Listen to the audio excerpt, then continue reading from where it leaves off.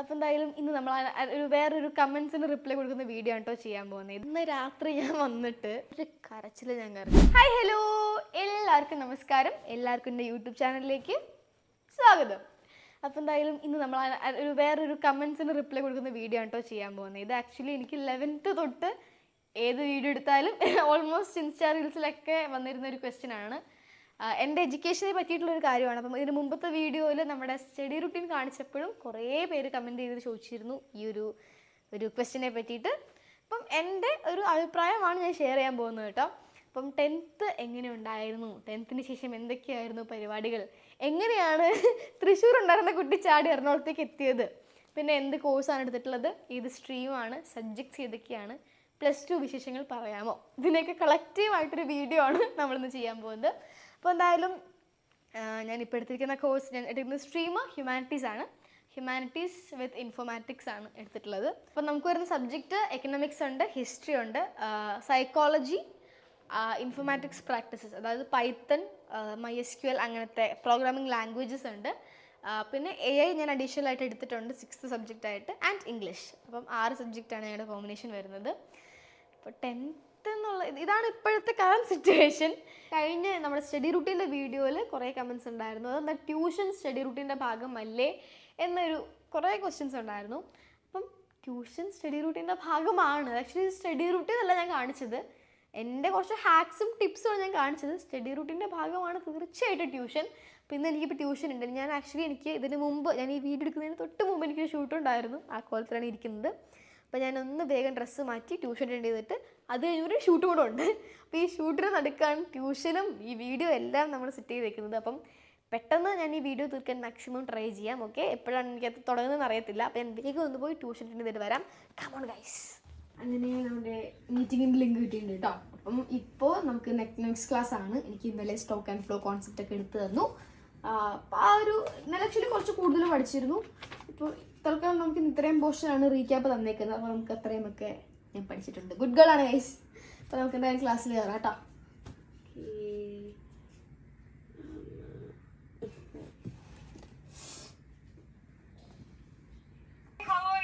I'm fine, ma'am. Thank you. How are you?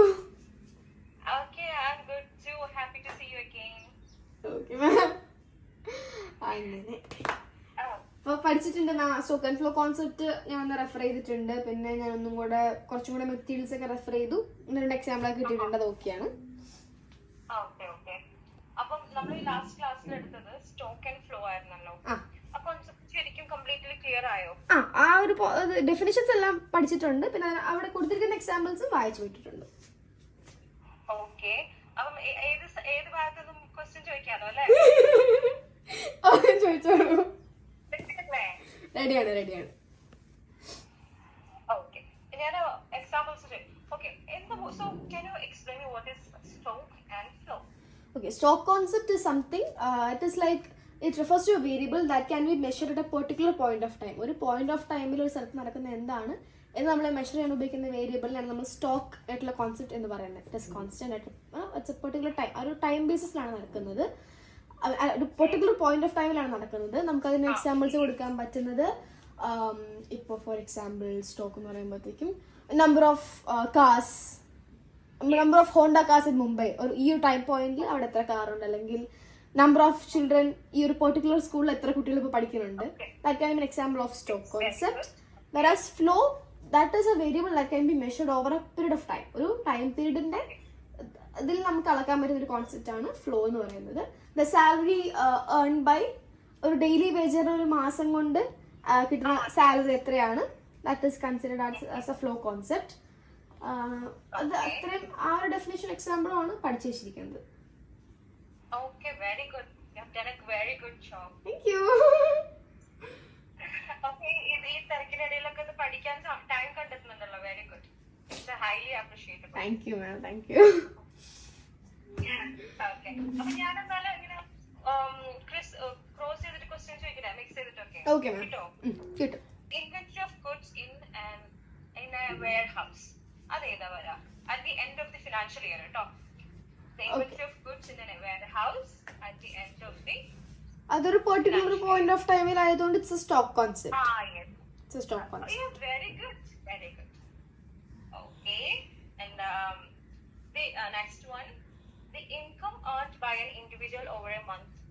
It's a flow concept. It's a period of time, so it's a flow Very concept. good, very good one. Thank you, ma'am. Very good, very good. Okay, so our last concept clear ആണല്ലോ അല്ലേ? അപ്പോൾ നമുക്ക് next പാർട്ടിലേക്ക് move ചെയ്തോളൂ. Okay, ma'am. Okay, okay. അപ്പോൾ next part എന്ന് വരുന്നത് it's very important part and examsലൊക്കെ ഒരുപാട് questions വരുന്ന ഒരു ഏരിയ ആണ്. അതായത് types of circular flow. Okay. Okay, types of circular flow. Thank you, ma'am. Next ക്ലാസ്സിൽ കാണാം. ഓക്കെ, അപ്പോൾ നമ്മുടെ ട്യൂഷനൊക്കെ കഴിഞ്ഞു. ഞാൻ വീണ്ടും നമ്മുടെ നല്ല കോളേജിലേക്ക് തിരിച്ചു വന്നു കേട്ടോ. അപ്പോൾ എപ്പോഴാണ് ഷൂട്ടിന് അവർ വരാമെന്നറിയില്ല. എന്തായാലും നമ്മൾ പ്രിപ്പയർഡ് ആയിട്ട് ഇരിക്കാം അല്ലേ? അതെ. അപ്പോൾ ഞാൻ നമ്മുടെ ട്യൂഷനെ നിങ്ങൾക്ക് എല്ലാവർക്കും അറിയാമല്ലോ. നമ്മൾ സ്ഥിരം എല്ലാ വീഡിയോയിലും നിങ്ങൾ കാണാറുണ്ട്. ഡേ ഇൻ മൈ ലൈഫ് വ്ലോഗിലൊക്കെ എപ്പോഴും കാണാറുണ്ടാവും. നമ്മുടെ ടീം ഇൻ്റർവെല്ലിൻ്റെ ക്ലാസ് റൂം കോഴ്സാണ് കേട്ടോ ചെയ്തുകൊണ്ടിരിക്കുന്നത്. അപ്പോൾ ഞാൻ ആക്ച്വലി സ്റ്റഡി റൂട്ടീൻ്റെ വീഡിയോയിൽ ട്യൂഷൻ്റെ കാര്യം പറയാൻ വിട്ടുപോയി. അപ്പോൾ അതായത് ഡീറ്റെയിൽ ആയിട്ട് ഡിസ്ക്രിപ്ഷൻ ഇപ്പോൾ തരാം. ക്ലാസ് റൂം കോഴ്സ് എന്ന് പറഞ്ഞു കഴിഞ്ഞാൽ KG മുതൽ +2 വരെയുള്ള കുട്ടികൾക്കായിട്ട് ഏത് സിലബസ് ആയിക്കോട്ടെ, വാട്ടെവർ ആയിക്കോട്ടെ, നിങ്ങൾക്ക് വളരെ വൃത്തിയായിട്ടുള്ള രീതിയിൽ നിങ്ങളുടെ കുട്ടികളെ അസിസ്റ്റ് ചെയ്ത് പഠിപ്പിക്കുന്ന ഒരു കോഴ്സാണ് ക്ലാസ് റൂം കോഴ്സ്. അപ്പോൾ ഇതിൻ്റെ ഏറ്റവും വലിയൊരു പ്രത്യേകത എന്ന് പറഞ്ഞാൽ 1-to-1 സ്റ്റുഡൻറ്റ് ടീച്ചറാണ്. 1-to-1 മോണിറ്ററിംഗ് ആണ്. അതായത് ഒരൊറ്റ കുട്ടിക്ക് ഒരൊറ്റ ടീച്ചർ. അപ്പോൾ നമ്മുടെ ബോണ്ട് ഭയങ്കര സ്ട്രോങ് ആണ്. ഇപ്പം ഇന്ന് തന്നെ ടീച്ചർ ഞാനും തമ്മിലൊരു ടീച്ചറെ കുഞ്ഞു കുഞ്ഞു കാര്യത്തിനൊക്കെ നമ്മളെ ഭയങ്കരമായിട്ട് അപ്രീഷിയേറ്റ് ചെയ്യും. ഒരു ആൻസർ കറക്റ്റായിട്ട് പറഞ്ഞാൽ അല്ലെങ്കിൽ അങ്ങനെ നമ്മളെ ഒരുപാട് സപ്പോർട്ട് ചെയ്ത ടീച്ചേഴ്സാണ്. ഭയങ്കര ബോണ്ടിങ് ആണ് ടീച്ചർമാർ തമ്മിൽ. സ്റ്റുഡൻസും ടീച്ചറും നമുക്ക് എന്താണെങ്കിലും ഷെയർ ചെയ്യാവുന്ന ഒരു ടീച്ചറാണ് കേട്ടോ. ഒരിക്കലും ഒരു ട്യൂഷൻ ടീച്ചർ എന്നുള്ള രീതിക്ക് നമുക്ക് ഒരു അകലോ അങ്ങനെയൊന്നും ഉണ്ടാവില്ല. ഭയങ്കര ബോണ്ടിങ് ആണ് ടീച്ചേഴ്സും സ്റ്റുഡൻസും തമ്മിൽ. നമ്മൾ ഒരുപാട് ഹെൽപ്പ് ചെയ്യും. ഒരുപാട് കാര്യങ്ങൾ എക്സ്റ്റേണലായിട്ടും ഒരുപാട് പോർഷൻസ് ഒക്കെ നമുക്ക് എടുത്തു തരുന്നുണ്ട്. ഒരുപാട് examples, wide variety of questions ഒക്കെ നമുക്ക് റിസോഴ്സസ് ഒക്കെ നമുക്ക് ടീച്ചർമാർ എത്തിച്ചു തരുന്നുണ്ട്. അപ്പോൾ അതൊരു വലിയ സപ്പോർട്ടാണ്. ആൻഡ് ആ ഒരു ഒറ്റ ടീച്ചർ എന്ന് പറയുമ്പോൾ തന്നെ എന്താണ്, നമുക്ക് നമ്മുടെ എല്ലാ വിഷമങ്ങളും നമ്മുടെ എന്താണെങ്കിലും പറയാം. ആ ഒരു ടീച്ചർക്ക് എന്നെ A to Z വളരെ കൃത്യമായിട്ട് അറിയാം. ഞാൻ എങ്ങനെയൊക്കെ ചിന്തിക്കും, എന്തൊക്കെയായിരിക്കും എൻ്റെ മൈൻഡിൽ കൂടെ പോകുന്നത്, എങ്ങനെയൊക്കെ പഠിപ്പിക്കണം, എങ്ങനെ എന്നെ ഒരു കറക്റ്റ് ഒരു പാത്തിലേക്ക് കൊണ്ടുവരാന്നുള്ള കാര്യം ടീച്ചറിന് വളരെ നന്നായിട്ട് അറിയാം. പിന്നെ വേറൊരു കാര്യം എന്ന് വെച്ചാൽ എന്നെ ഇത്ര നന്നായിട്ട് അറിയുമ്പോഴത്തേക്കും ടീച്ചറിന് വളരെ എളുപ്പത്തിൽ എന്നെ പഠിപ്പിക്കാൻ പറ്റും. ഒരുപാട് ക്രൗഡഡ് അല്ല. എനിക്കും എൻ്റെ ഡൗട്ടുകൾ സാധാരണ കുട്ടികൾക്കുള്ളൊരു പ്രശ്നമാണ്. എനിക്കും ഉണ്ട്. അതായത് നമ്മളെ ഒരുപാട് പേരുള്ളപ്പോൾ നമുക്കൊരു ഡൗട്ടൊക്കെ എഴുതിച്ചെന്ന് ചോദിക്കാൻ ഒരു മടി കാണും. കാരണം നമ്മൾ ചോദിക്കുന്നത് തെറ്റാണെങ്കിലോ അല്ലെങ്കിൽ മണ്ടത്തരമാണെങ്കിലോ നമുക്കൊരു നാണം കാണും, ഒരു പേടി, ഒരു ഉൾവലിയിൽ കാണും എപ്പോഴും. അപ്പോൾ അതൊന്നും ഇവിടെ ഇല്ല കേട്ടോ. കാരണം നമ്മുടെ ടീച്ചറും ഒരു ബെസ്റ്റ് ഫ്രണ്ട്സിനെ പോലെയാണ്. നമുക്ക് എന്തും ഷെയർ ചെയ്യാം. നമ്മുടെ എന്ത് ക്വസ്റ്റ്യൻസും എന്താണെങ്കിലും, even silliest of the questions പോലും അത് നമുക്ക് ആൻസർ ചെയ്ത് തരും. നമ്മൾ ഒട്ടും തന്നെ ഡിസ്കറേജ് ചെയ്യില്ല. അങ്ങനത്തെ ഒരു ഭയങ്കര നമ്മളെപ്പോഴും അപ്ലിഫ്റ്റ് ചെയ്യാൻ ശ്രമിക്കുന്ന ടീച്ചേഴ്സാണ്. അത് വലിയൊരു ഹൈ പോസിറ്റീവ് പോയിന്റ് തന്നെയാണ്. പിന്നെന്ന് വെച്ചാൽ ടീച്ചേഴ്സും പാരൻസും തമ്മിലുള്ള ബോണ്ടും അതേപോലെ തന്നെയാണ് കേട്ടോ. അമ്മയും ടീച്ചറൊക്കെ നല്ല കമ്പനിയാണ്. പാരൻസ് ടീച്ചേഴ്സ് മീറ്റിങ്ങിലാണെങ്കിലും എല്ലാം അവരെപ്പോഴും ഒരുപാട് സംസാരിക്കാറുണ്ട്. പിന്നെ ടീച്ചർമാർക്കെന്ന് പറയുമ്പോഴത്തേക്കും ഞാനിപ്പോൾ പല സ്കെഡ്യൂൾസിൽ എപ്പോഴും ബിസി ആയിരിക്കും. കറക്റ്റ് ഒരു ടൈം ഫിക്സ് ചെയ്താൽ പോലും ആ ടൈമിന് എത്താൻ പറ്റുന്നില്ല. ഇപ്പോൾ തന്നെ ഈ 2 ഷൂട്ടും വളരെ പെട്ടെന്ന് വന്നൊരു ഷൂട്ടാണ്. അപ്പം അതിനിടയ്ക്ക് നമ്മൾ ടൈം ഉദ്ദേശിക്കുന്ന പോലെ ഫിക്സ് ചെയ്യാൻ പറ്റുന്നിരിക്കില്ല. അപ്പോൾ അങ്ങനെയുള്ളപ്പോൾ നമ്മുടെ ഇഷ്ടത്തിനനുസരിച്ച് നമുക്ക് ഈ ട്യൂഷൻ ടൈം നീക്കാം. It is totally control by our parents. അപ്പം എനിക്കെന്ന് പറഞ്ഞാൽ ഇപ്പോൾ അമ്മ പറയുകയാണ്, ഇപ്പോൾ ഇന്ന് നമുക്ക് ഇത്ര മണിക്ക് നമുക്ക് ഫ്രീ ആണ്, അപ്പം നമുക്ക് ഈ ടൈമിൽ ട്യൂഷന് കയറാമെന്ന് പറഞ്ഞാൽ മാമിനെ വിളിച്ച് പറയുകയാണെന്നുണ്ടെങ്കിൽ കറക്റ്റ് ടൈമിന് ട്യൂഷൻ സെറ്റ് ചെയ്യുകയാണ്. Everything is ready. പക്ക നിങ്ങളൊന്നും ചിന്തിക്കേണ്ട ആവശ്യമേ വരുന്നില്ല. പിന്നെ എല്ലാ കൂട്ടത്തിലും കാണുമല്ലോ കുറച്ച് കുറുമ്പന്മാരും കുറുമ്പികളും. എങ്ങനെ ഓൺലൈൻ ക്ലാസ്സിൻ്റെ ഇടയ്ക്ക് ഫോണൊക്കെ മാറ്റി വീഡിയോ ഗെയിമൊക്കെ കളിച്ച് യൂട്യൂബിൽ വീഡിയോ ഒക്കെ ഇരിക്കുന്നവർ, അവർക്കാണെങ്കിൽ അവരുടെ പാരൻസ് പേടിക്കേ വേണ്ട. ഇങ്ങനെ ഒരു ഉടായ്പ തട്ടിപ്പ് തന്നെയും കാണിക്കാനായിട്ട് ടീം ഇൻ്റർവെല്ലിൽ നിങ്ങളെ സമ്മതിക്കില്ല. കാരണം ഒരു വളരെ സ്ട്രിക്റ്റ് ആയിട്ടുള്ള വാച്ചാണ്. നിങ്ങളുടെ സ്റ്റുഡൻസ് ആക്ച്വലി പേടി കൊണ്ടല്ല, ഇൻട്രസ്റ്റഡ് ആയിട്ട് ക്ലാസ് കേൾക്കും. അതാണ് അവരുടെ ഒരു ഷ്യൂരിറ്റി. നമുക്ക് ഇൻട്രസ്റ്റഡ് ആയിട്ട് അല്ലാണ്ട് ടീച്ചർ പോക്കോ അയ്യോ അങ്ങനത്തെ ഒരു അല്ലാണ്ട് നമുക്ക് ക്ലാസ് കേൾക്കാൻ വേണ്ടി ഇൻട്രസ്റ്റിലിരുന്ന് കേൾക്കാൻ പറ്റുന്ന രീതിയിലാണ് എല്ലാ ക്ലാസ്സും റെഡിയാക്കിയിട്ടുള്ളത്. അതുപോലെ തന്നെ അക്കാദമിക് കലണ്ടർ ഒരു വലിയൊരു പോയിൻ്റാണ്. പാരൻസിന് പൊതുവേ ഉള്ളൊരു പേടി, എസ്പെഷ്യലി വർക്കിംഗ് പാരൻസിന് ഭയങ്കര പേടിയാണ്. എന്തൊക്കെ എടുത്ത് പോകുന്നതെന്ന് കവറപ്പ് ചെയ്യാൻ പറ്റുന്നില്ല, കുട്ടികൾ അക്കാദമിക്സിനൊപ്പം കീപ്പപ്പ് ചെയ്യാൻ പറ്റുന്നില്ല, അവരുടെ ഡെയിലി കാര്യങ്ങൾ എനിക്ക് അറിയാൻ പറ്റുന്നില്ല, അത് അക്കാദമിക്സിൽ കുട്ടി എങ്ങനെ നീങ്ങുന്നു എന്ന് എനിക്കറിയുന്നില്ല, എന്തൊക്കെ എടുത്തു, എന്നെ എങ്ങനെ അസിസ്റ്റ് ചെയ്യണം, അതൊന്നും അവർക്ക് അറിയാൻ പറ്റുന്നില്ല. അതിനൊരു സൊല്യൂഷനാണ് അക്കാദമിക് കലണ്ടർ. അപ്പോൾ ഓരോ കുട്ടിയും മനസ്സിലാക്കി, ഒരു കുട്ടിക്ക് ഏറ്റവും ആപ്റ്റായത് എന്താണെന്ന് മനസ്സിലാക്കി അവരുടെ പാരൻസിന് ഒരു അക്കാദമിക് കലണ്ടർ ഇയറിൻ്റെ സ്റ്റാർട്ടിലേ പ്രൊവൈഡ് ചെയ്യുന്നുണ്ട്. അതിനകത്ത് ഏത് ടൈമിൽ ഏത് പോർഷൻ എടുക്കും, എപ്പോഴാണ് എക്സാം വരുന്നത്, എപ്പോഴാണ് മീറ്റിങ്സ് വരുന്നത്, അങ്ങനെ ഒരു പ്രോപ്പർ ഇങ്ങനെ നമുക്ക് ഓർഗനൈസ് ചെയ്ത് തന്നിട്ടുണ്ട്. ഇത്ര ദിവസം കൊണ്ട് ഈ പോർഷൻ, അത് കഴിഞ്ഞാൽ ഈ പോർഷൻ, അങ്ങനെ വളരെ ക്ലിയർ ആയിട്ടും സ്ട്രക്ചേർഡ് ആയിട്ടുള്ള രീതിയിലാണ് ഇവരുടെ ക്ലാസ്സുകൾ പോകുന്നത് തന്നെ. അപ്പോൾ അതുകൊണ്ട് തന്നെ നമുക്ക് ഒരു തട്ടിപ്പും തരികയും കാണിക്കാൻ പറ്റില്ല, ഒരു ഉടായ്പും കാണിക്കാൻ പറ്റില്ല. പാരൻസിന് ഒരുപാട് ട്രസ്റ്റ് ചെയ്യാം, സേഫ് ആയിട്ട് നിങ്ങളുടെ കുട്ടികൾ ക്ലാസ് കേൾക്കുന്നുള്ളത് പക്ക ഷുവർ ആയിട്ടുള്ള പ്രോമിസ് ആണ്. പിന്നെ വേറെ പാരൻസ് എപ്പോഴും ചോദിക്കുന്നൊരു ചോദ്യമാണ്, ഓരോ കുട്ടികളും ഡിഫറെൻ്റ് അല്ലേ, എൻ്റെ കുട്ടിക്ക് ഇങ്ങനെ, അത് അവൻ കുറച്ചും കൂടി ഇങ്ങനെയാണ്, അവന് ചില സബ്ജക്ട്സാണ് താല്പര്യം, എല്ലാ സബ്ജക്ട്സിലും അവന് ബുദ്ധിമുട്ടുകളില്ല, അല്ലെങ്കിൽ അതായത് അവൻ അങ്ങനെ ഒത്തിരി ഹൈപ്പർ ആക്റ്റീവാണ്, അവൻ ഇരിക്കാറില്ല. നമ്മൾ സാധാരണ സ്ഥിരം കേൾക്കുന്ന കുറച്ച് കംപ്ലയിൻസ് ഉണ്ട്. അപ്പം ഇവർ ആദ്യം ചെയ്യുന്നത് എന്താണെന്ന് വെച്ചാൽ, ഒരു കുട്ടിയെ ഇവർ ട്യൂട്ടർ ചെയ്യുന്നതിന് മുന്നേ ഒരു അസസ്മെൻറ്റ് ടെസ്റ്റ് നടത്തും. അതായത് ഈ കുട്ടിക്ക് എങ്ങനെയാണ് ഈ കുട്ടിയെ ഹാൻഡിൽ ചെയ്യേണ്ടത്, ഈ കുട്ടിയെ എങ്ങനെ ഇൻട്രസ്റ്റഡ് ആയിട്ട് കീപ്പ് ചെയ്യാം, ഈ കുട്ടിയെ കൊണ്ട് എങ്ങനെ നല്ല രീതിയിൽ പഠിപ്പിച്ചെടുക്കാം എന്നുള്ളതിനെ പറ്റി ഇവർ ആദ്യം ഒരു അസസ്മെൻറ്റ് ടെസ്റ്റ് നടത്തും. അതിന് ശേഷമാണ് ഇവർ ആ കുട്ടിക്ക് വേണ്ടിയിട്ടുള്ള ഒരു അക്കാദമിക് ഒരു ഇയർ പ്ലാൻ തയ്യാറാക്കുന്നതും എല്ലാം അതിന് ശേഷമാണ് ഇവർ ചെയ്യുന്നത്. അപ്പോൾ നിങ്ങളുടെ കുട്ടിയെ അടിമുടി മനസ്സിലാക്കിയിട്ട് ആ കുട്ടിക്ക് ഏറ്റവും ആപ്റ്റ് ആയിട്ടുള്ളത് എന്താണോ അതാണ് ഇവർ പ്രൊവൈഡ് ചെയ്യാൻ ശ്രമിക്കുന്നത്. അത് വലിയൊരു വളരെ ഗ്രേറ്റ് ആയിട്ടൊരു കാര്യമാണ്. കാരണം നമ്മളൊരു കുട്ടിയെ മനസ്സിലാക്കാണ്ട് അവർക്ക് ക്ലാസ് കൊടുത്തിട്ട് ഒരു കാര്യമില്ല, അതൊരു വേസ്റ്റ് ആയിട്ട് പോകുന്നതല്ലാണ്ട് ഇൻഫർമേഷൻ അവർക്ക് ശരിക്കും കിട്ടുന്നില്ല. അപ്പം ഒരു കുട്ടിയെ മനസ്സിലാക്കി ക്ലാസ് എടുക്കുമ്പോൾ അതിൻ്റെതായിട്ടുള്ള മാറ്റങ്ങളും വരുന്നുണ്ട്. പിന്നെ നമുക്കിപ്പം ഞാൻ പറഞ്ഞു, അതായത് എല്ലാ സബ്ജക്റ്റും എല്ലാ കുട്ടികൾക്കും വേണമെന്നില്ല. എനിക്കിപ്പം 12th എനിക്ക് എക്കണോമിക്സും അതുപോലെ തന്നെ അങ്ങനത്തെ കുറച്ച് സബ്ജക്റ്റുകളാണ് ഇമ്പോർട്ടൻസ് വരുന്നത്. പിന്നെ ഇംഗ്ലീഷ് ക്ലാസ്സിൽ കയറിയില്ലെങ്കിൽ മാർക്ക് കുറയും. അപ്പോൾ ഇംഗ്ലീഷൊക്കെ എനിക്ക് വേണ്ടി വരാറുണ്ട്. അപ്പോൾ നമുക്ക് ചൂസ് ചെയ്യാം. ഞാൻ 11th ഇങ്ങനെ എനിക്ക് ഇഷ്ടപ്പെട്ട എനിക്ക് കുറച്ചുകൂടി ടഫായിട്ടുള്ള സബ്ജക്ട്സ് ചൂസ് ചെയ്തിരുന്നു. 12th അങ്ങനെ തന്നെയാണ് ചെയ്യുന്നത്. കുറച്ച് ഏതിനാണോ കുറച്ചും കൂടെ എനിക്ക് ബുദ്ധിമുട്ടുള്ളത് അല്ലെങ്കിൽ ഒറ്റയ്ക്ക് പഠിക്കാൻ പറ്റാത്തത് അതാണ് ഞാൻ ട്യൂഷന് പോകുന്നത്. അപ്പോൾ എനിക്ക് ഇഷ്ടപ്പെട്ട സബ്ജക്റ്റ് അനുസരിച്ച് എനിക്ക് കസ്റ്റമൈസ് ചെയ്ത് എൻ്റെ പ്ലാനിന് റെഡിയാക്കാവുന്നതാണ്. അപ്പോൾ അത് വേറൊരു വളരെ നല്ല പോയിൻ്റാണ്. പിന്നെന്ന് വെച്ചാൽ എല്ലാ ചാപ്റ്റർ കഴിഞ്ഞിട്ടും എക്സാം ഉണ്ട്. സ്കൂളിലെ പോലെ തന്നെയാണ് കേട്ടോ. അങ്ങനെ ഓൺലൈൻ ആയതുകൊണ്ട് ഒരു വിട്ടുവീഴ്ചകളും ഇവിടെ നടത്തുന്നില്ല. എല്ലാ ചാപ്റ്റർ കഴിഞ്ഞാലും ഒരു എക്സാം ഉണ്ടാവും. അതിനകത്ത് നിങ്ങളുടെ കുട്ടിയുടെ ടോട്ടൽ പെർഫോമൻസിനെ അനലൈസ് ചെയ്യും.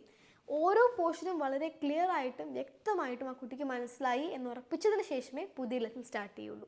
ഈവൻ ഓരോ കോൺസെപ്റ്റ് പോലും അതിന് ശേഷമേ സ്റ്റാർട്ട് ചെയ്യുള്ളൂ. വളരെ സ്ട്രക്ചേർഡാണ്. ആക്ച്വലി നിങ്ങളുടെ കുട്ടി നന്നായി പഠിക്കണം എന്നുള്ളത് അവരുടെ ഒരു മോട്ടിവേഷനാണ്. നിങ്ങളുടെ കുട്ടി പഠിക്കണം എന്നുള്ളത് അവരുടെ നീഡാണ്. അപ്പോൾ അതിന് വേണ്ടിയിട്ട് മാക്സിമം അവർ പ്രൊവൈഡ് ചെയ്യുന്നുണ്ട്. പിന്നെന്ന് വെച്ചാൽ ഞാൻ പറഞ്ഞല്ലോ, പാരൻസ് ടീച്ചേഴ്സ് മീറ്റിംഗ്. പാരൻസിനും ടീച്ചേഴ്സിനും വളരെ ഓപ്പൺ ആയിട്ട് കമ്മ്യൂണിക്കേറ്റ് ചെയ്യാൻ പറ്റുന്ന ഒരു മീറ്റിംഗ്, ഒരു സെഷനാണിത്. അപ്പോൾ കുട്ടികളുടെ കൺസേൺസിനെ പറ്റി പാരൻസിനും ടീച്ചേഴ്സിനും അങ്ങോട്ടും ഇങ്ങോട്ടും കമ്മ്യൂണിക്കേറ്റ് ചെയ്യാം.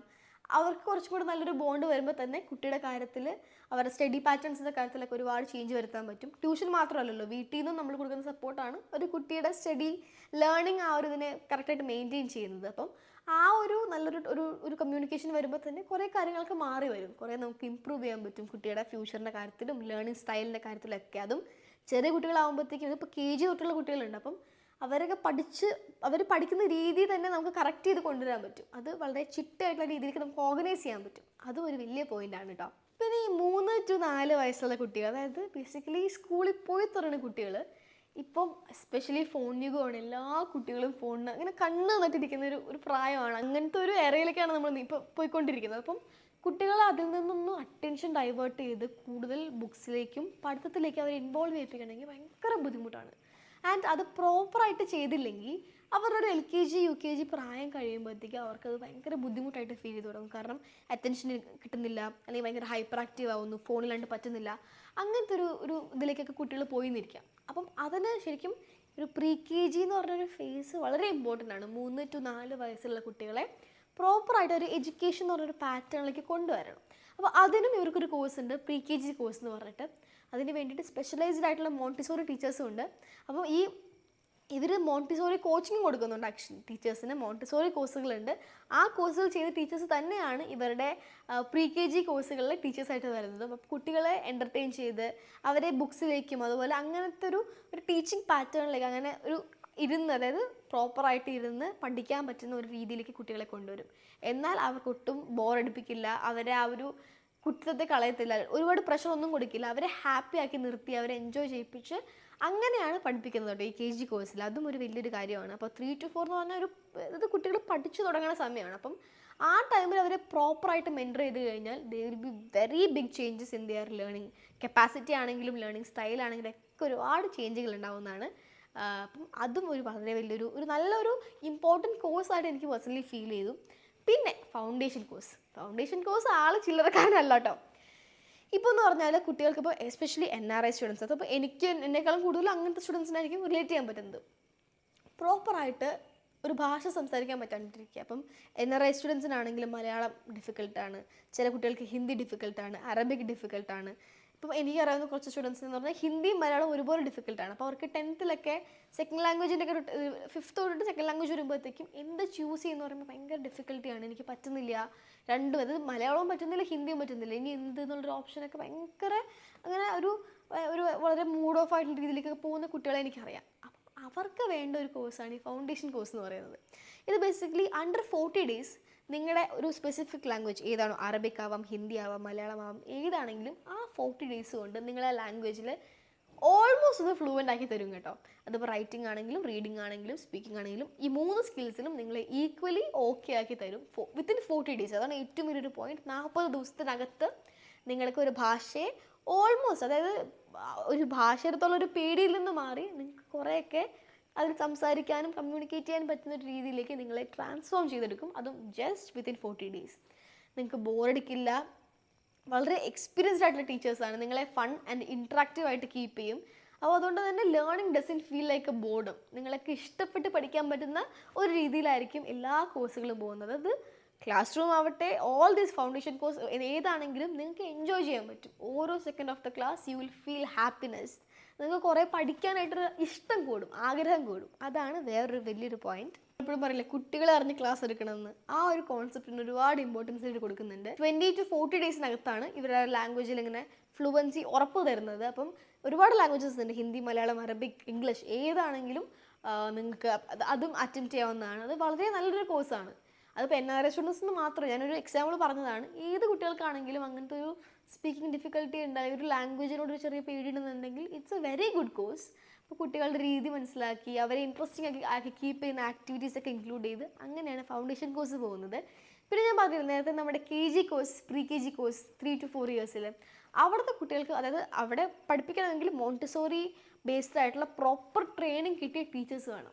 അപ്പോൾ അതിനും ഒരു കോഴ്സ് നമ്മുടെ ടീം ഇൻ്റർവ്യൂവിൽ പ്രൊവൈഡ് ചെയ്യുന്നുണ്ട് കേട്ടോ. ഇവിടെ ഒരു മോണ്ടിസോറി കോഴ്സ് ഉണ്ട്, ECPC മോണ്ടിസോറി ഡിപ്ലോമ കോഴ്സ് എന്നാണ് അതിൻ്റെ പേര്. And another thing they're guaranteeing is 100% placement അവർ ഗ്യാരണ്ടി തരുന്നുണ്ട്. അപ്പം ഇങ്ങനത്തെ ഈ ഒരു കോഴ്സ് ചെയ്താൽ തന്നെയാണ് ശരിക്കും നമുക്ക് ആ ഒരു കുട്ടികളെ പറ്റി പ്രോപ്പറായി മനസ്സിലാക്കാനും അവരുടെ രീതികളെ പറ്റി അറിയാനും അവരെ പഠിപ്പിക്കാനും പറ്റുക. മോണ്ടിസോറി ഇപ്പോൾ എല്ലാവർക്കും അറിയാമല്ലോ, വളരെ ഫേമസ് ആയിട്ടുള്ളൊരു ടീച്ചിങ് വേ ആണ്. അപ്പം മോണ്ടിസോറിയുടെ ഒരു ഡിപ്ലോമ കോഴ്സാണ് ഇവർ പ്രൊവൈഡ് ചെയ്യുന്നത്, അതും ഇവരുടെ ഒരു കോഴ്സാണ്. പിന്നെ സ്പോക്കൺ ഇംഗ്ലീഷിൻ്റെ ക്ലാസ്സുകളുണ്ട്. അങ്ങനെ ഒരുപാട് കോഴ്സുകൾ ഇവരുടെ ഒരു ടീം ഇൻ്റർവെല്ലിന് കീഴിൽ വരുന്നുണ്ട്. It is very helpful for students. ഞാൻ പേഴ്സണലി എൻ്റെ എക്സ്പീരിയൻസ് എന്ന് പറയുകയാണ്, വളരെ ഹെൽപ്ഫുള്ളാണ്. നമുക്ക് നമുക്ക് ഓപ്പണായിട്ട് കമ്മ്യൂണിക്കേറ്റ് ചെയ്യാൻ പറ്റും, പാരൻസിനെ കമ്മ്യൂണിക്കേറ്റ് ചെയ്യാൻ പറ്റും. അപ്പോൾ ഒരുപാട് നമ്മളെ ഹെൽപ്പ് ചെയ്യുന്ന ഒരു കോഴ്സാണ് എനിക്ക് പേഴ്സണലി ഇത് മൊത്തത്തിൽ ഫീൽ ചെയ്യുന്നത്.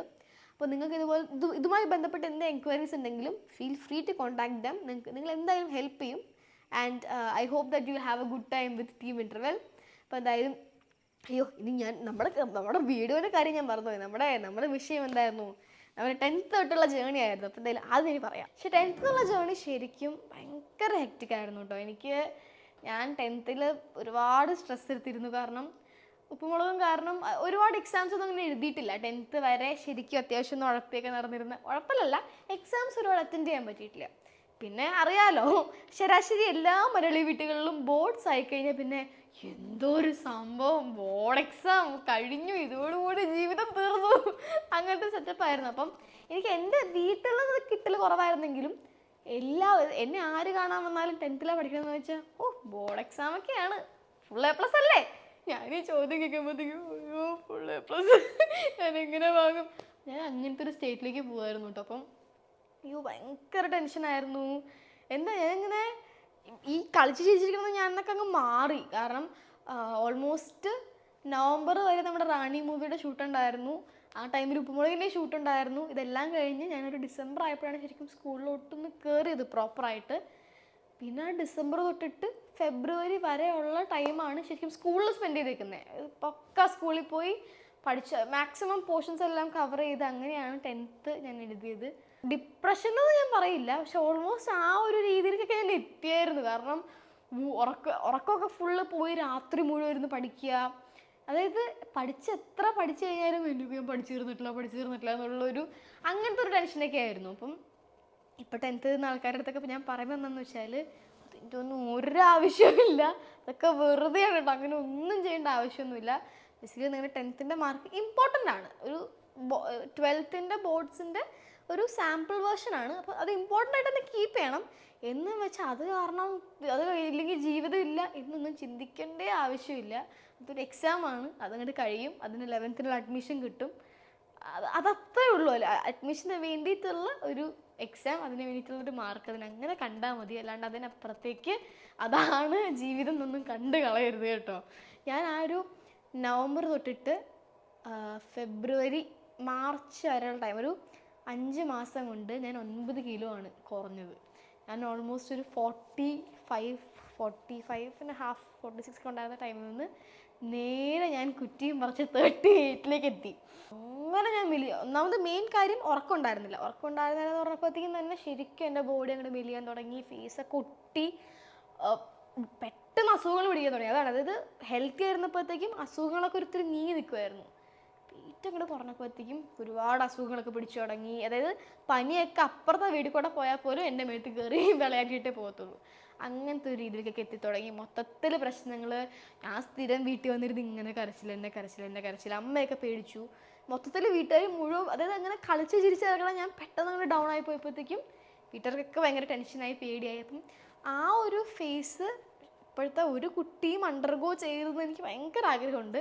അതുകൊണ്ടാണ് ഞാൻ ഇത്രയും സ്പെസിഫിക് ആയിട്ടും എടുത്തും ഈ ഒരു ടോപ്പിക് ഇങ്ങനെ ചർച്ച ചെയ്യുന്നത് കേട്ടോ. ചർച്ച ചെയ്യുകയല്ല, ഞാൻ എൻ്റെ ഒരു എക്സ്പീരിയൻസ് ഷെയർ ചെയ്യുവാണ്. അപ്പം അങ്ങനെ, അപ്പോൾ 10th നമ്മൾ പഠിക്കുന്നതെന്ന് വെച്ചാൽ, ഞാൻ 7th തൊട്ട്, ഒരു 6th 7th തൊട്ടേ ഉള്ളൊരു ആഗ്രഹമാണ് സൈക്കോളജി എടുക്കണം എന്നുള്ളത്. അപ്പോൾ പിന്നെ നമുക്കെന്ന് പറഞ്ഞാൽ, എനിക്ക് പണ്ടുള്ളൊരു പ്രശ്നമാണ്, ഒരു കാര്യത്തിൽ എനിക്ക് ഉറച്ചു നിൽക്കാൻ പറ്റത്തില്ല. സൈക്കോളജി എടുക്കാം, പക്ഷെ എന്നാലും ഇനി ഭാവിയിൽ എങ്ങാനും സൈക്കോളജി വേണ്ട, വേറെ എന്തെങ്കിലും വേണമെന്നുണ്ടെങ്കിൽ എന്ത് ചെയ്യും, അങ്ങനത്തെ ഒരു ടെൻഷൻ ഉണ്ടായിരുന്നു. അത് ഇപ്പോഴത്തെ എല്ലാ കുട്ടികൾക്കും ഉണ്ടെന്ന് എനിക്കറിയാം.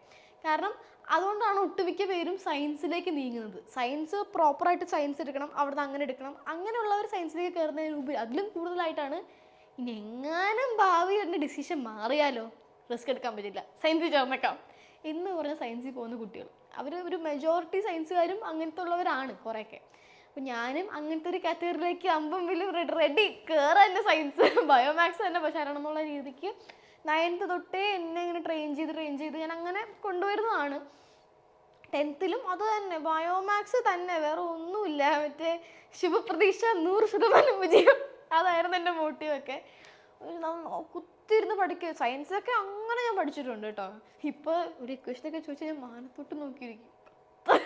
അത്രയും പഠിച്ചുകൊണ്ട് ഒരു പ്രയോജനം ഉണ്ടായെന്ന് എനിക്കിപ്പോൾ തോന്നുന്നുണ്ട്. നമ്മളൊരു സബ്ജക്റ്റ് അങ്ങനെ തെറ്റായി പറയാൻ പാടില്ലല്ലോ. ഞാൻ ഹ്യൂമാനിറ്റീസിലേക്ക് വന്നതുകൊണ്ട് എനിക്ക് സയൻസിൻ്റെ ആവശ്യം വന്നില്ല. സയൻസൊക്കെ ഞാൻ ശരിക്കും ഭയങ്കരമായിട്ട് കുത്തിയിരുന്ന് പഠിച്ചു. മാത്സും അതേപോലെ തന്നെ പഠിച്ചു. അതിനിടയ്ക്ക് എൻ്റെ ബർത്ത്ഡേ ഒന്നും ഞാൻ ആഘോഷിച്ചിട്ട് പോലും ഇല്ല. കാരണം കംപ്ലീറ്റ്ലി ഞാനൊരു ഫെബ്രുവരി തൊട്ട് മാർച്ച് വരെ ബോർഡ്സിന് വേണ്ടി ഡിവോട്ട് ചെയ്തിരിക്കുമായിരുന്നു. അങ്ങനെ ഞാൻ ഇരുന്നിട്ടുണ്ട്. എന്നിട്ട് നല്ല റിസൾട്ടായിരുന്നു. അതും കുറേ പേര് ചോദിച്ചു എന്താ റിസൾട്ട് ഒന്നും പറയാത്തേ. എനിക്കെന്തോ ഞാൻ ഇനി 12th റിസൾട്ട് ഒന്നും ഞാൻ മോശമായ മാർക്കുള്ളതുകൊണ്ടോ വളരെ നല്ല മാർക്കുള്ളതുകൊണ്ടോ ഒന്നുമല്ല, എനിക്കെന്തോ ഇത് ഷെയർ ചെയ്യണമെന്ന് തോന്നിയിട്ടില്ല. അത് നമ്മുടെ എൻ്റെ എഫോർട്ടിൻ്റെ റിസൾട്ട് അത് അവിടെ ഇരുന്നോട്ടെ. അതൊരു അത്ര വലിയ സംഭവമൊന്നും അല്ലല്ലോ. എല്ലാ കുട്ടികളും 10th പ്ലസ് 2 എഴുതുന്നതാണ്. എനിക്ക് റിസൾട്ട് അങ്ങനെ പബ്ലിക്കിലേക്ക് വിടണമെന്ന് ഒരു താല്പര്യം. 9th തൊട്ടേ ഞാൻ എടുത്തിട്ടുള്ളൊരു ഡിസിഷൻ ആയിരുന്നു. എന്തായാലും ബോർഡ്സിൻ്റെ മാർക്ക് അങ്ങനെ പുറത്തേക്ക് സോഷ്യൽ മീഡിയയിലേക്ക് വിടണ്ട, അത് നമ്മുടെ പ്രൈവസിയിൽ അങ്ങനെ ഇരുന്നോട്ടെ എന്നുള്ളത്. നല്ല മാർക്ക് തന്നെയായിരുന്നു കേട്ടോ. ഞാൻ ഒട്ടും കുറവല്ല എന്ന് തന്നെ ഞാൻ പറയും. കാരണം ഞാൻ ആ ഒരു ഷൂട്ടിൻ്റെ എല്ലാം ഇടയിൽ നിന്ന് ഒരുപാട് ലീവ് എടുത്തു എല്ലാം നിന്ന് അതിന് വളരെ ആപ്റ്റായിട്ടുള്ള മാർക്കായിരുന്നു, നല്ല മാർക്കായിരുന്നു. ഞാൻ ഒരുപാട് ഹാപ്പി ആയിരുന്നു മാർക്കിൽ. അങ്ങനെ ബോർഡ് എക്സാമിൻ്റെ മാർക്കൊക്കെ വന്നിരിക്കുമ്പോഴാണ് അടുത്തൊരു ക്വസ്റ്റ്യൻ വന്നത്. കാരണം ഞങ്ങൾക്ക് എറണാകുളത്തെ ഷൂട്ട് വരുമ്പോഴത്തേക്കും, ഞാൻ പഠിച്ചിരുന്ന ചാലക്കുടിയിലാണ്, എൻ്റെ അമ്മ വീടിനടുത്താണ്. അപ്പോൾ ട്രാവൽ ഒരു വലിയ ബുദ്ധിമുട്ടായിരുന്നു. ഓരോ എക്സാം ഉണ്ടെങ്കിലും സ്പെഷ്യൽ ക്ലാസ് ഉണ്ടെങ്കിലും എന്തുണ്ടെങ്കിലും ഞങ്ങൾ എറണാകുളത്ത് നിന്ന് ചാലക്കുടി വരെ ട്രാവൽ ചെയ്ത് വന്ന് ക്ലാസ് അറ്റൻഡ് ചെയ്ത് അല്ലെങ്കിൽ എക്സാം അറ്റൻഡ് ചെയ്തിട്ട് തിരിച്ചു പോകണം. അപ്പോൾ ജേണി ഭയങ്കര ഹെക്റ്റിക്കായിരുന്നു. അതായത് നമ്മളൊരു ഒരു യൂണിറ്റ് ടെസ്റ്റൊക്കെ വന്നു കഴിഞ്ഞാൽ 5 സബ്ജക്റ്റ് എന്ന് പറയുമ്പോൾ തന്നെ നമ്മൾ ട്രാവൽ ചെയ്ത് അങ്ങോട്ട് പോകുമ്പോൾ നമുക്ക് ക്ഷീണിക്കും. പിന്നെ നമുക്ക് പഠിക്കാനുള്ള എനർജി കണ്ട് കുറയും. അപ്പം അതൊരു വലിയൊരു പ്രശ്നമായിരുന്നു ഞങ്ങളുടെ ഫ്രണ്ടിലോട്ട്. അങ്ങനത്തെ ഒരു ടോപ്പിക് ഇങ്ങനെ വന്നപ്പോഴാണ് നമുക്ക് പതുക്കെ ഇനി എറണാകുളത്തേക്ക് അങ്ങനെ അങ്ങോട്ടേക്ക് ഷിഫ്റ്റ് ചെയ്യാം, അങ്ങോട്ടേക്ക് സ്കൂൾ മാറാം എന്നുള്ളൊരു ടോപ്പിക്ക് തന്നെ ഞങ്ങൾ ചിന്തിക്കുന്നത് പോലും അതുവരെ 10th അതായത് ആ ഒരു റിസൾട്ട് വരുന്നവർ അങ്ങനത്തെ ഒരു തോട്ട് പ്രോസസ്സേ എനിക്ക് ഉണ്ടായിരുന്നില്ല. റിസൾട്ട് എന്നല്ല, ആ ഒരു ഏപ്രിൽ വരെ എനിക്ക് ഒട്ടും അങ്ങനത്തെ ഒരു തോട്ട് ഉണ്ടായിരുന്നില്ല. പഠിച്ചിരുന്ന സ്കൂളിൽ തന്നെ എനിക്ക് ബയോമാക്സ് കംപ്ലീറ്റ് ചെയ്യണം എന്നായിരുന്നു എൻ്റെ ആഗ്രഹം. അപ്പം പിന്നെയാണ് നമ്മൾ ചിന്തിക്കുമ്പോൾ ശരിയാണ്. കാരണം നമുക്ക് ട്രാവലിങ് ഭയങ്കര നമ്മളെ അച്ഛനെ കൊണ്ടുവരാനുണ്ടെങ്കിലും ആ ട്രാവൽ ഭയങ്കര ഒരു ഡിഫിക്കൽട്ടി തന്നെയായിരുന്നു നമുക്ക്. അപ്പോൾ അച്ഛൻ എന്തെങ്കിലും വർക്ക് ഉണ്ടെങ്കിൽ ഞങ്ങൾ ട്രെയിനിൽ പോകേണ്ടി വരും. അപ്പം അങ്ങനത്തെ കുറേ പ്രശ്നങ്ങൾ വരുമ്പോഴത്തേക്കും ഭയങ്കര ടയറിങ് ആയി ഫീൽ ചെയ്തു. അങ്ങനെ ഞങ്ങൾ അവസാനം രണ്ടും കൽപ്പിച്ചു ഷിഫ്റ്റ് ചെയ്യാൻ തന്നെ എറണാകുളത്തേക്ക് എന്നുള്ളൊരു ഡിസിഷനിൽ ഞങ്ങൾ ഇങ്ങോട്ടേക്ക് ഷിഫ്റ്റ് ചെയ്തു. ഇങ്ങോട്ട് വന്നിട്ട് അടുത്തൊരു വലിയ ഡിസിഷൻ ആയിരുന്നു ഏത് സ്കൂള് ചൂസ് ചെയ്യണം എന്നുള്ളത്. ബയോമാക്സ് നമ്മൾ ഉറപ്പിച്ചു, ബയോമാക്സിന് അങ്ങോട്ടും ഇല്ല ഇങ്ങോട്ടും ഇല്ല, ബയോമാക്സ് തന്നെ. പക്ഷേ ഏത് സ്കൂൾ എന്നുള്ളതൊരു വലിയ കൺഫ്യൂഷൻ ആയിരുന്നു. കാരണം ഞങ്ങളിപ്പോൾ സ്റ്റേ ചെയ്യുന്നത് കാക്കനാട് ഏരിയയിലാണ്. ഇവിടെ ചുറ്റുപാടും തന്നെ ഒരുപാട് നല്ല സ്കൂൾസ് ഉണ്ട്. ഒരുപാടെന്ന് പറഞ്ഞാൽ ഓൾമോസ്റ്റ് ഒരു 10-21 സ്കൂളെങ്കിലും ഇവിടെ നിന്ന് ഒരു 10 കിലോമീറ്റർ റേഡിയസിൽ കിട്ടുന്ന സ്കൂളുകളുണ്ട്. അപ്പോൾ അത് ഞങ്ങൾക്ക് വലിയൊരു ടാസ്ക് ആയിരുന്നു. കാരണം ഏത് സ്കൂളിൽ അപ്ലൈ ചെയ്യും, നമ്മളെ ഷൂട്ടിനെ സപ്പോർട്ട് ചെയ്യണം, പിന്നെ സ്റ്റഡീസിനെ സപ്പോർട്ട് ചെയ്യണം, കളക്റ്റീവായിട്ട് എല്ലാത്തിനെയും കൊണ്ടുപോകാൻ പറ്റണം. അപ്പം അങ്ങനത്തെ ഒരു സ്കൂൾ ഏതെന്നുള്ളതായിരുന്നു ഞങ്ങളുടെ ഫ്രണ്ടിൽ അടുത്തൊരു വലിയ ക്വസ്റ്റ്യൻ. ആൻഡ് അതിലും വലിയ പ്രശ്നം, ആ സ്കൂള് ബയോമാക്സ് എന്ന് പറഞ്ഞ സബ്ജക്റ്റ് എനിക്ക് പഠിക്കാൻ അറിയണം. അതിലും വലിയ പ്രശ്നം. അങ്ങനെ ഞാൻ എന്തെന്ന് വെച്ചാൽ ഞാനും അമ്മയും കൂടെ കുത്തിയിരുന്ന് ഇൻ്റർനെറ്റിൽ നിന്ന് ഒരു ലിസ്റ്റ് എടുത്തു. നമ്മുടെ ഈ ഒരു ഏരിയയിൽ നിന്ന് 10 കിലോമീറ്റർ റേഡിയസിലുള്ള എല്ലാ സ്കൂളുകളും ഇതിൻ്റെ ഒരു ലിസ്റ്റ് ഉണ്ടാക്കി ഞാൻ എന്ത് ചെയ്തു, CBSE ഞങ്ങൾക്ക് സ്റ്റേറ്റ് എന്തായാലും ഇതുണ്ടാ, CBSE തന്നെ. ICC പിന്നെ അങ്ങോട്ട് പോവേ വേണ്ട, നമുക്ക് CBSE തന്നെ ശരണം, CBSE എന്നുള്ള രീതിക്ക് ഞങ്ങൾ അങ്ങനെ ലിസ്റ്റൊക്കെ എടുത്തു. ഒരു 21 സ്കൂൾസ് ഞങ്ങൾ കണ്ടുപിടിച്ചു. എന്നിട്ട് ഞാനിത് നേരെ മേരി മമ്മിജിക്ക് വാട്സപ്പ് ചെയ്തു. എന്നിട്ട് ഞാൻ പറഞ്ഞു തങ്ങയാ പോവല്ലേ. അമ്മ ഞാൻ എന്നിട്ട് അങ്ങനെ ഓരോ സ്കൂളിലും പറഞ്ഞു വിട്ടു. കാരണം ഞാൻ LKG മുതൽ 10th വരെ ഒരൊറ്റ സ്കൂളിലാണ് പഠിച്ചിരിക്കുന്നത്. അപ്പോൾ സ്കൂള് മാറാന്ന് പറഞ്ഞാൽ എനിക്ക് എന്തോ ഒരു ഭൂകമ്പമൊക്കെ നടക്കണതിന് തുല്യമായിരുന്നു കേട്ടോ. നമ്മൾ ഈക്വലി കൺസേൺഡ് ആയിരുന്നു. അതുകൊണ്ട് തന്നെ അമ്മയെ 21 സ്കൂളിൽ ഞാൻ പറഞ്ഞു വിട്ട് അവിടുത്തെ മാനേജറെ ചെന്ന് കണ്ട് കാര്യം പറഞ്ഞു. ഇങ്ങനെ വേണം, എന്താണ് ഇത് ഷൂട്ടുണ്ട്, ബയോമാക്സ് വേണം, അറ്റൻഡൻസ് കുറവായിരിക്കും, അത് മെയിൻറ്റെയിൻ ചെയ്യാൻ പറ്റണം, സപ്പോർട്ടീവായിട്ടുള്ള ഫാക്കൽറ്റി ആയിരിക്കണം, നടക്കുമോ? ഇതായിരുന്നു ഞങ്ങളുടെ ക്വസ്റ്റ്യൻ.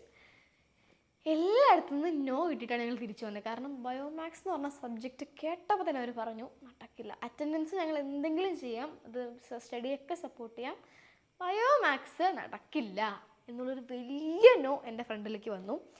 ഞാൻ ഭയങ്കര വിഷമത്തിലായിപ്പോയി. കാരണം ഞാൻ പറഞ്ഞു ഏകദേശം ഒരു 7ാം ക്ലാസ് 8ാം ക്ലാസ് തൊട്ടേ ഫോസ്റ്റർ ചെയ്ത് വന്നൊരു സ്വപ്നമായിരുന്നു ബയോമാക്സ് എടുത്ത് സൈക്കോളജി എടുത്ത് അങ്ങനെ അത് പഠിച്ച് അങ്ങനെ പോകണം എന്നുള്ളത്.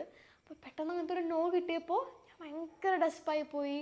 ഒന്നാമത് പിന്നെ അവിടെ നിന്ന് ഇങ്ങോട്ട് വന്നപ്പോഴത്തേക്കും തന്നെ പണ്ടത്തെ ഫ്രണ്ട്സിനെ വിട്ട് വരുന്നു. അത് എത്ര ഞങ്ങൾ ഓൾമോസ്റ്റ് 10 years ഒക്കെ ഒരുമിച്ചുണ്ടായിരുന്ന കൂട്ടുകാരൊക്കെ ഉണ്ട്, അവരൊക്കെ വിട്ട് വരുന്നു. ഭയങ്കര വിഷമങ്ങളായിരുന്നു. അങ്ങനെ ഒരുപാട് ഇതിൻ്റെ നടക്ക് ഇതൊരു വലിയ പ്രശ്നമായിട്ട് വന്നപ്പോൾ എനിക്ക് ഭയങ്കര എന്താ പറയുക, എൻ്റെ കയ്യിൽ നിന്ന് കാര്യങ്ങളൊക്കെ വീണ്ടും ഡിപ്രഷനൊക്കെ വീണ്ടും വരണം എന്നൊക്കെ ഉള്ളൊരവസ്ഥയായി. വീണ്ടും ആ ഒരു ടെൻസ്ഡ് ഫേസിലേക്കൊക്കെ വന്നു തുടങ്ങി. അപ്പോൾ എല്ലാ സ്കൂളുകാരും ഒരു പരിധി വരെ കോപ്പറേറ്റ് ചെയ്യുന്നുണ്ട്. അവരെല്ലാവരും പറഞ്ഞു നമുക്ക് ഹ്യൂമാനിറ്റീസ് നോക്കാം, അല്ലെങ്കിൽ കൊമേഴ്സ് ആണെങ്കിൽ പോലും നമുക്ക് നോക്കാം, ബയോമാക്സ് നടക്കില്ല. കാരണം ലാബുണ്ട്, മാത്സ് ക്ലാസ് വളരെ കണ്ടിന്യൂസ് ആയിട്ട് വേണം. പിന്നെ പ്രശ്നങ്ങൾ ഓരോരുത്തർക്കും ഓരോന്നായിരുന്നു. അപ്പോൾ അങ്ങനത്തെ ഒരു വലിയൊരു ക്വസ്റ്റ്യൻ മാർക്ക് വന്നപ്പോഴാണ് അവസാനം ഇത്രയും നാളും ഞങ്ങളുടെ സ്കൂളിൽ നിന്നൊരു 5 കിലോമീറ്റർ 3 കിലോമീറ്റർ ഒക്കെ ദൂരത്തുള്ള സ്കൂളിൽ നിന്ന് തപ്പിക്കൊണ്ടിരുന്നത്. ഞങ്ങളുടെ സ്കൂളിൽ ഞങ്ങളുടെ വീടിന് നേരെ ഫ്രണ്ടിലൊരു സ്കൂളുണ്ട്, അതാണ് ഞങ്ങളുടെ ഭവൻസ് ആദർശ വിദ്യാലയ. ആ സ്കൂളിൽ വെച്ച് ബാക്കി എല്ലാ സ്കൂളിലും ഞാൻ അമ്മയെ പറഞ്ഞു വിട്ടു കേട്ടോ. അവസാനം ഞങ്ങൾ തന്നെ ഇനി ഭവൻസ് തന്നെ പോവാം എന്നുള്ള രീതിക്ക് നമ്മൾ ആദർശയിലേക്ക് ചെന്നു. അപ്പോൾ ആദർശയിലേക്ക് ചെല്ലുമ്പോൾ ഞാനും ഉണ്ടായിരുന്നു, ഞാനും അമ്മയും അച്ഛനും കൂടെയാണ്. ഞങ്ങൾ ആദ്യമായിട്ടാണ് ഞങ്ങൾ 3 ആളോട് ഒരുമിച്ചൊരു സ്കൂളിൽ പോകുന്നത്. ഞാൻ ആദ്യമായിട്ടാണ് ഇവിടുത്തെ ഒരു സ്കൂളിലേക്ക് പോകുന്നത്. അപ്പോൾ ചെന്നു സുരേഷ് സാറായിരുന്നു കേട്ടോ ഞങ്ങളുടെ principal. I am very much grateful to him. കാരണം ഞാനിന്ന് ഹ്യൂമാനിറ്റീസ് എടുത്തിട്ട് ഇങ്ങനെ ഹാപ്പി ആയിട്ട് ചിരിച്ച് വർത്തമാനം പറയുന്നുണ്ടെന്നുണ്ടെങ്കിൽ he is the sole reason. എനിക്ക് അദ്ദേഹത്തിൻ്റെ അടുത്ത് ഒരുപാട് നന്ദിയുണ്ട്. അത്രയും I am so much grateful to him. അങ്ങനത്തെ ഒരു നല്ലൊരു പ്രിൻസിപ്പളായിരുന്നു. അതിനുപരി എനിക്ക് നല്ലൊരു മെൻറ്ററായിരുന്നു സുരേഷ് സാർ ശരിക്കും. അപ്പം സുരേഷ് സാർ പറഞ്ഞു മോളെ ഇത് പ്രാക്ടിക്കൽ അല്ല, എന്തായാലും മോളെ കൊണ്ട് ഇത് ചെയ്യാൻ പറ്റില്ല. ആ സമയത്ത് റിസൾട്ട് വന്നു. എനിക്ക് സോഷ്യലിനും നല്ല മാർക്കുണ്ടായിരുന്നു, സയൻസിനും നല്ല മാർക്കുണ്ടായിരുന്നു. അതായത് 2 ബയോമാക്സിലേക്കും എലിജിബിളാണ്, ഹ്യൂമാനിറ്റീസിന് എലിജിബിൾ ആണ്. അങ്ങനെ നല്ല മാർക്ക് തന്നെയാണ് വന്നത് രണ്ടിനും. സാർ ഒന്നും കൂടെ ചിന്തിച്ച് നോക്കൂ, ലാബുണ്ട്, മാത്സ് ആണ്, മോളെ കൊണ്ട് അത് ടാക്കിൾ ചെയ്യാൻ പറ്റില്ല. കാരണം സാർ അത് മോർ ഓഫ് സ്കൂൾ തരാൻ പറ്റില്ല എന്നുള്ളത് സാർ ലൈക്ക് എനിക്കതൊരു ഓവർ ബേർഡനിങ് ആയിരിക്കും, എത്ര കൂടുതൽ എഫേർട്ട് എടുക്കേണ്ടി വരും എന്ന് കുറച്ചും കൂടെ എന്നെ ഒന്ന് മനസ്സിലാക്കാനാണ് അദ്ദേഹം ശ്രമിപ്പിച്ചത്. അല്ലാണ്ട് ഞങ്ങൾക്ക് ഇങ്ങനത്തെ പ്രശ്നങ്ങൾ കാരണം ഞങ്ങൾക്ക് തരാൻ പറ്റില്ല എന്നതിനുപരി he try to console me, ഇങ്ങനെയാണ് കാര്യങ്ങൾ, നമുക്ക് അങ്ങനെ ഒന്ന് ചിന്തിച്ചുകൂടെ എന്നുള്ളൊരു അപ്രോച്ചായിരുന്നു എൻ്റെ അടുത്തേക്ക് വെച്ചത്. ഇന്ന് രാത്രി ഞാൻ വന്നിട്ട് ഒരു കരച്ചിൽ ഞാൻ കരഞ്ഞു. അതെനിക്ക് നമ്മൾ ഇത്രയും നാളും ആഗ്രഹിച്ച സ്വപ്നം കണ്ടൊരു കാര്യം പെട്ടെന്ന് നമ്മുടെ കയ്യിൽ നിന്ന് പോകുമ്പോഴത്തേക്കും നമുക്കൊരു വിഷമം ഉണ്ടാവില്ലേ, ആ ഒരു കോൺസെപ്റ്റ് എനിക്ക് ഭയങ്കരമായിട്ട് ഹേർട്ട് ചെയ്തു തന്നെ. ഞാനിങ്ങനെ കരഞ്ഞ് എനിക്ക് മാത്രമാണ് ഇങ്ങനെ, ഞാൻ ആഗ്രഹിക്കുന്ന ഒന്നും നടക്കണില്ല, ഇത്ര നാൾ കൊണ്ട് സ്വപ്നം കണ്ടെന്നൊക്കെ പറഞ്ഞ് അങ്ങനെ ഞാൻ ഏങ്ങലടിച്ച് കരയാന്നൊക്കെ പറയത്തില്ലേ, അങ്ങനെ ഒരു കരച്ചിലൊക്കെ കരഞ്ഞ് അവസാനം നമ്മൾ തലയിലേക്ക് വിവരവും വിവേകവും മൂളയൊക്കെ കയറി തരത്തില്ലേ, ആ ഒരു ടൈം എത്തിയപ്പോഴത്തേക്കും ചിന്തിച്ചപ്പോൾ ശരിയാണ്, എനിക്ക് ഒരു ഡിസിഷൻ ഉറച്ചെടുക്കാൻ പറ്റാത്തതുകൊണ്ടാണ് ഞാൻ ബയോമാക്സ് വേണമെന്ന് പറഞ്ഞ് ഇങ്ങനെ വാശി പിടിച്ചിരിക്കുന്നത്. ആക്ച്വലി ഹ്യൂമാനിറ്റീസ് എടുത്താലും എനിക്ക് സൈക്കോളജിയിൽ ഈസി ആയിട്ട് കയറാൻ പറ്റുന്നതേ ഉള്ളൂ. അതായത് എനിക്ക് 12th കഴിഞ്ഞിട്ട് ബയോമാക്സ് അല്ലെങ്കിൽ ഹ്യൂമാനിറ്റീസ് ഏതിലാണെങ്കിലും എനിക്ക് സൈക്കോളജി കോഴ്സ് എനിക്ക് കയറാൻ പറ്റും. അപ്പോൾ എന്തിനാണ് ഞാൻ പിന്നെ അത്രയും കഷ്ടപ്പെട്ട് ബയോമാക്സ് ഒക്കെ എടുത്ത് ഇങ്ങനെ ചുറ്റി ഇങ്ങനെ പിടിക്കേണ്ട മൂക്കിന് ഇങ്ങനെ പിടിക്കേണ്ട ആവശ്യമുണ്ടോ? ഇല്ല. അപ്പം നമുക്കൊരു പേടിയായിരുന്നു, അത് എങ്ങാനും ഇനി ഭാവിയിൽ എൻ്റെ ഡിസിഷൻ മാറിയാലോ, അങ്ങനത്തെ ഒരു പേടിയായിരുന്നു എന്നെ ശരിക്കും ഹ്യൂമാനിറ്റീസിൽ നിന്ന് നീക്കി നിർത്തിയിരുന്നത്. പിന്നെ ഞാൻ ആക്ച്വലി ഹിസ്റ്ററിയിൽ അത്ര ഇൻട്രസ്റ്റഡ് ആയിട്ടുള്ളൊരു പേഴ്സൺ ആയിരുന്നില്ല കേട്ടോ. എനിക്ക് നമ്മൾ ചിലപ്പോഴൊക്കെ നമ്മൾ വിചാരിക്കും, അതായത് ആ സബ്ജക്റ്റ് നോക്കണ്ട, അതെനിക്ക് ഒട്ടും താല്പര്യമില്ല, അതിൽ എഴുതിയാലും കിട്ടില്ല എന്നൊക്കെ നമ്മൾ വിചാരിക്കും. ഞാൻ അങ്ങനെ ഉറച്ച് 101% വിശ്വസിച്ചിരുന്ന പേഴ്സണാണ്. എനിക്ക് ഹിസ്റ്ററി പറ്റില്ലായിരുന്നു, എക്കണോമിക്സ്, അതായത് ആ ഒരു സോഷ്യൽ ഇതിലേക്ക് വരുന്ന ഒരു സബ്ജക്റ്റും എന്നെക്കൊണ്ട് പറ്റില്ല എന്ന് എഴുതി ഒപ്പിട്ടിട്ടാണ് ഞാൻ എൻ്റെ പണ്ടത്തെ സ്കൂളിൽ നിന്ന് ഇറങ്ങി വരുന്നത് ഇങ്ങോട്ട്. ഇവിടെ വന്നിട്ട് ഹ്യൂമാനിറ്റീസാണ് എനിക്ക് സുരേഷ് സാർ കയ്യിലേക്ക് എടുത്ത് തന്നെ. അതിന് ഞാൻ ഒരുപാട് അത് ആക്ച്വലി ഞാൻ ആദർശയിലേക്ക് എത്തുന്നത് തന്നെ നമ്മുടെ ആദർശയുടെ വൈസ് പ്രിൻസിപ്പൽ ഉണ്ട് ജ്യോതി മാം. ഇങ്ങനെ മാമാണ് പറയുന്നത്, ഇന്ന് ആദർശയിലേക്ക് വന്ന് നോക്കൂ, ശിവാനിക്ക് ആപ്റ്റ് ആവുമെന്ന് എനിക്ക് ഫീൽ ചെയ്യണു ഇന്ന് മാമാണ് പറഞ്ഞത്. അവിടെ നിന്നാണ് ഞങ്ങൾ ആദർശയിലേക്ക് എത്തിയത്. പിന്നെ സുരേഷ് സാറും ഇത്രയും സപ്പോർട്ട് ചെയ്തു. എൻ്റെ അടുത്ത് പറഞ്ഞ നല്ല മാർക്കാണ്, ഹ്യൂമാനിറ്റീസിൽ ഈസി ആയിട്ട് കയറാവുന്നതേ ഉള്ളൂ. അപ്പോഴും പിന്നെ ഞങ്ങൾക്ക് അപ്പം ഹ്യൂമാനിറ്റീസ് അവസാനം ഞങ്ങളിങ്ങനെ എന്തെങ്കിലും ആവട്ടെ എനിക്ക് കയറുക തന്നെ എന്നുള്ളൊരു പോയിന്റിലേക്ക് എത്തി. പിന്നെ അതിൽ അവിടെയും ഫർദർ ചൂസ് ചെയ്യാം, അതായത് IP വേണോ, മാത്സ് വേണോ, അപ്ലൈഡ് മാത്സ് വേണോ, അങ്ങനത്തെ ഒരുപാട് ചൂസ് ചെയ്യാനായിട്ടുള്ള ഓപ്ഷൻസ് ഒക്കെ ഉണ്ടായിരുന്നു. അങ്ങനെ ഞാൻ അവസാനം ഒരു ഹ്യൂമാനിറ്റീസ് IP എന്നുള്ളതിൽ ഇങ്ങനെ ഏകദേശം ഉറച്ചു നിൽക്കേണ്ട ഒരു സിറ്റുവേഷൻ ആയപ്പോഴത്തേക്കുമാണ് എൻ്റെ അടുത്ത് ജ്യോതി മാം ഒന്നുകൂടെ പറഞ്ഞു, ഒരു കരിയർ കൺസൾട്ടൻറ്റിനെ ഒന്ന് മീറ്റ് ചെയ്ത് നോക്കൂ എന്ന് എൻ്റെ അടുത്ത് പറഞ്ഞു. അതും ഞാൻ എടുത്തതിൽ വെച്ചിട്ട് one of the best choice എന്ന് ഞാൻ പറയുന്ന ഒരു കാര്യമാണ്. It was meeting A career consultant. അത് ആക്ച്വലി നമ്മളിപ്പം കുറേ പേർക്ക് അതൊരു അൺവാണ്ടഡ് ആയിട്ടുള്ളൊരു കാര്യമായിട്ട് ഫീൽ ചെയ്തേക്കാം. പക്ഷേ ട്രസ്റ്റ് മീ ഗൈസ്, നിങ്ങൾക്ക് ആക്ച്വലി ഒരു കാര്യത്തിൽ ഒരു ബുദ്ധിമുട്ടുണ്ടെങ്കിൽ മീറ്റ് ദ എക്സ്പെർട്ട്. അതാണ് ഏറ്റവും വലിയൊരു സൊല്യൂഷൻ. അല്ലാണ്ട് നിങ്ങളുടെ ഫ്രണ്ട്സിൻ്റെ അടുത്തോ അല്ലെങ്കിൽ ടീച്ചേഴ്സിൻ്റെ അടുത്തോ ചോദിക്കുന്നതിനുപരി a person who's well known, ഈ ഫീൽഡിൽ എക്സ്പേർട്ട് ആയിട്ടുള്ളൊരു പേഴ്സണിൽ അടുത്ത് ചോദിക്കുന്നതല്ലേ അതിലും ഏറ്റവും നല്ലതായിട്ടുള്ളൊരു സൊല്യൂഷൻ. അപ്പം ഞാനും അങ്ങനത്തെ ഒരു സൊല്യൂഷനിലേക്കാണ് നീങ്ങിയത്. ആൻഡ് ആ ഒരു ഒറ്റ സെഷൻ ഉണ്ടായിട്ടുള്ളൂ എനിക്ക്. അതും ഇവിടെ തന്നെ ഞാൻ ഇവിടെ ഇരുന്നിട്ട് സാർ അവിടെ ഇരുന്നിട്ടാണ് ഞങ്ങൾ അന്നൊരു എനിക്ക് ഓൾമോസ്റ്റ് 1.5 hours അത്രയും സംസാരിച്ചിട്ടുള്ളൂ ഞങ്ങൾ. It was A very great session for me. കാരണം എൻ്റെ ആ ഒരു ആത്മവിശ്വാസത്തിൻ്റെ കുറവില്ലേ അത് തന്നെ അങ്ങോട്ട് മാറി. ഇറ്റ് വാസ് ലൈക്ക് സൈക്കോളജി എടുക്കണം, ഹ്യൂമാനിറ്റീസ് ഇത്രയും നല്ലൊരു കോഴ്സ് ഉണ്ട്, എന്തിനാണ് പിന്നെ ഇത് വിട്ടിട്ട് സയൻസിന് പോകുന്നതിൻ്റെ ആവശ്യം എന്താണ്? ശിവാനിക്ക് പേടിയുണ്ടല്ലേ? ഞാൻ പറഞ്ഞു ചെറുതായിട്ട്. എന്തിനാ? Believe in your self. ചെറിയൊരു മാറ്റർ അല്ലേ, ഇതൊരു ഒട്ടും വലിയ പ്രശ്നമേ അല്ല. ശിവാനിയുടെ എയിംസ് ഭയങ്കര കറക്റ്റാണ്. പിന്നെ അതിൽ നിന്ന് മാറുമെന്നുള്ളൊരു പേടി എന്താ? ആ ഒരു ക്വസ്റ്റ്യൻ കിട്ടിയപ്പോഴത്തേക്കും ഞാൻ റെഡി ആയി, ഞാൻ ഓക്കെ പവറായി, പിന്നെന്താണ് പെവർ തന്നെ പെവർ അങ്ങനെയായിരുന്നു. അപ്പം ആ ഒരു ഒറ്റ സെഷനോടുകൂടി തന്നെ എൻ്റെ കുറേ പേടികളൊക്കെ മാറി. അതായത് എൻ്റെ ഡിസിഷൻ തെറ്റാണോ, ഞാൻ പോകുന്ന പാത്ത് തെറ്റാണോ, അങ്ങനത്തെ കുറേ പ്രശ്നങ്ങൾ മാറി. ഇനി ഫ്യൂച്ചറിലേക്ക് എന്ത് ചെയ്യണം, അതായത് 12th കഴിഞ്ഞ് എന്ത് ചെയ്യണം, അങ്ങനത്തെ ഒരുപാട് എൻ്റെ ക്വസ്റ്റ്യൻസിന് ആൻസേഴ്സ് കിട്ടി. അതായത് അതിങ്ങനെ ഷെയ്ക്ക് ചെയ്ത് നിന്നിട്ട് ഞാൻ ഒരു സ്റ്റാൻഡിലേക്ക് പെട്ടെന്ന് എത്തി. അതെന്നെ ഒരുപാട് ഓക്കെ ആക്കി, എൻ്റെ മെൻ്റൽ സ്റ്റേറ്റിനെ ഓക്കെ ആക്കി, ഫിസിക്കലി എന്നെ ഓക്കെ ആക്കി. ഭയങ്കര ഞാൻ പിന്നെ ഒരു ഹാപ്പിനെസ് ആ ഒരു ഇറയിലേക്ക് വീണ്ടും വന്നു തുടങ്ങി കേട്ടോ. അങ്ങനെ അവസാനം ഇദ്ദേഹത്തിൻ്റെ ആ ഒരു സൈഡിൽ നിന്നുള്ള ഒരു പുഷും കൂടെ ആയപ്പോഴത്തേക്കും ഞാൻ അങ്ങനെ അടുത്ത എൻ്റെ ജീവിതത്തിലെ വളരെ ബെസ്റ്റ് ആയിട്ടുള്ളൊരു ഡിസിഷൻ എടുത്തു.